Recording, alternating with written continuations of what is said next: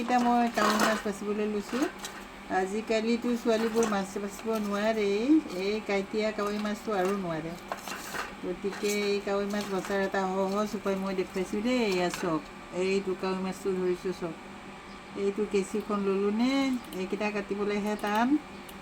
কটাৰীৰে কাটি থাকিলে একেবাৰে হাতখন, তাৰপৰা এয়া কাটিলোঁ, এয়া এই কাটিলোঁ ফিছা, একদম সহজ উপায়। এয়া কাটিলোঁ,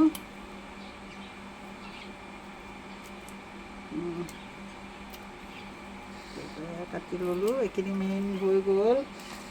এতিয়া মই এইখিনি বাকলিখিনি গুচাই দিম। বাকলিখিনি মাছৰ এয়া বাকলি গুচালোঁ মই ধুনীয়াকৈ।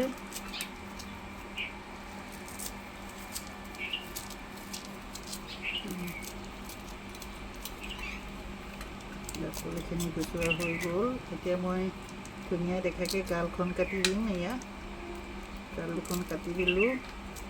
এতিয়া মই এইটোখিনি পৰিষ্কাৰ কৰিম এনেকৈ। এইটো উলিয়ালোঁ, তাৰপৰা এইখিনি উলিয়াই দিলোঁ।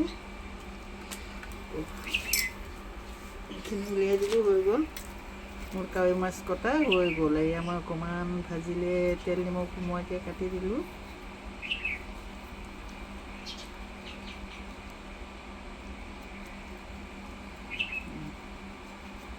এইয়া কাৱৈ মাছ কটাৰ সহজ উপায়।